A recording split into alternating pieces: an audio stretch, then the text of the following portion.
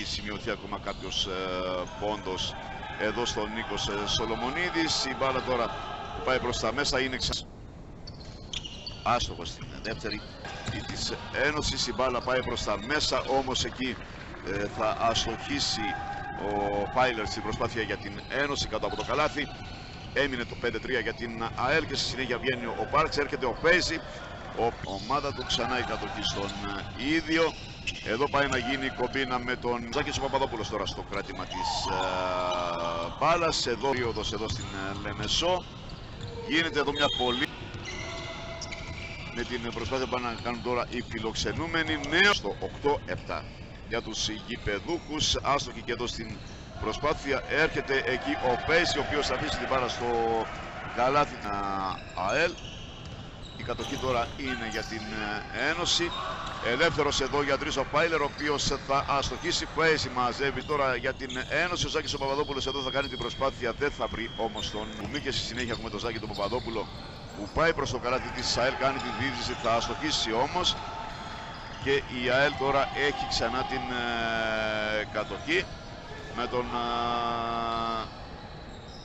Ντάνσλεϊ εδώ τώρα να είναι στην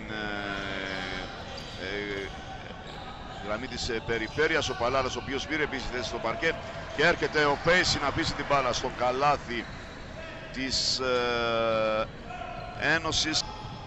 Ο Πιτάκας τώρα από την άλλη προσπαθεί να απαντήσει. Γίνεται εκεί η μάχη για το rebound, κερδίζουν οι ΣΑΕΛ. Ο Πέση κοντά στο καλάθι θα κάνει τα βήματα. Εσύ είχες μια πάρα πολύ δύσκολη. Όπως και να έχει, εμείς επιστρέφουμε ξανά στο παιχνίδι μας, γιατί εντάξει έτσι... Ορισμένες ομάδες θα βρουν τον τρόπο και τις λύσεις για να το διευθετήσουν αυτό το θέμα. Αναμέτρησης 32-20 έχει πάει το σκορ. Ο Πέση εδώ ήταν ελεύθερος στην κορυφή τον Ζάκη τον Παπαδόπουλο, αλλά συγγνώμη πάει προς τα μέσα. Υπάρχει τον Ζάκη τον Παπαδόπουλο να δίνει στον Μάρκο που μπαίνει προς τα μέσα. Έξω όμως, έξυπνη εδώ η κομπίνα, δουλεμένη από προπόνηση θα λέγαμε αυτή τη φάση. Όμως ο Ζάκης ο Παπαδόπουλος δεν θα βρει το στόχο στο σουτ που επιχείρησε και η επίθεση είναι στους 20. Με την ομάδα του Παραλιμνίου τώρα να έχει την επίθεση. Ο Μάρκο εδώ ελευθερώνεται για τρεις, όμως δεν θα βρει το στόχο. Μια διαφορά 17 πόντων είναι σεβαστή, ενώ τώρα χάνεται η προσπάθεια για την Ένωση. Και έχουμε τον Πέση εδώ στο μάζεμα του rebound, ο Τζάκσον εδώ στην κατοχή. Να δούμε λοιπόν τις προσπάθειες που θα επιχειρήσει ο σέντερ της ΑΕΛ. 4 λεπτά και 3 δευτερόλεπτα επαναλαμβάνω στο χρονόμετρο για να ολοκληρωθεί η πρώτη περίοδος. Η ΑΕΛ που θα έχει την ευκαιρία τώρα να πάει και μέχρι το συν 19. Εύστοχος στην πρώτη ο Πέση. Η ΑΕΛ στο συν 18 αυτή τη στιγμή, το σκορ είναι στο 38-20. Έτοιμος τώρα και για την δεύτερη βολή. Για να δούμε λοιπόν τον παίκτη της ΑΕΛ τι θα καταφέρει σε αυτή την δεύτερη προσπάθεια. Εύστοχος και στην δεύτερη. Έχει όμως, εμείς συνεχίζουμε.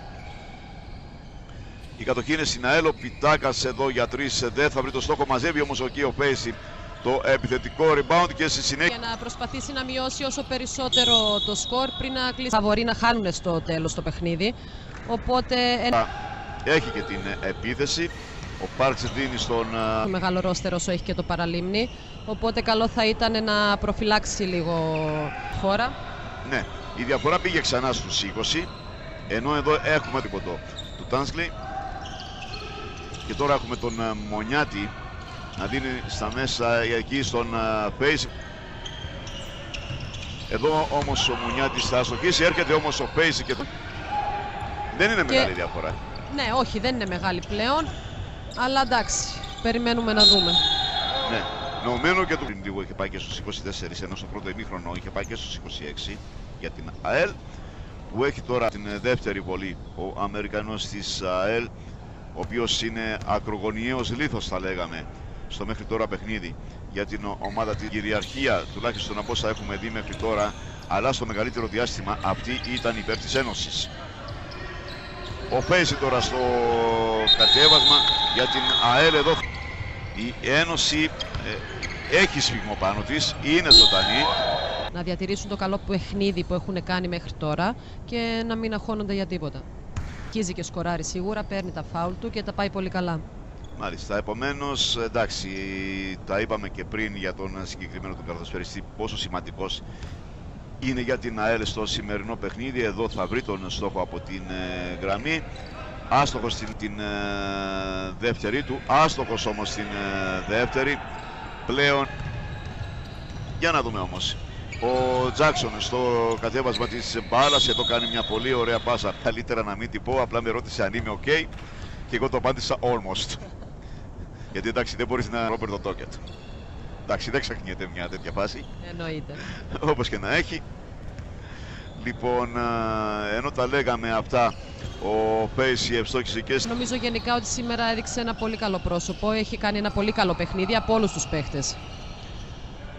Μάλιστα, λοιπόν, τώρα μου έδωσες μια ιδέα.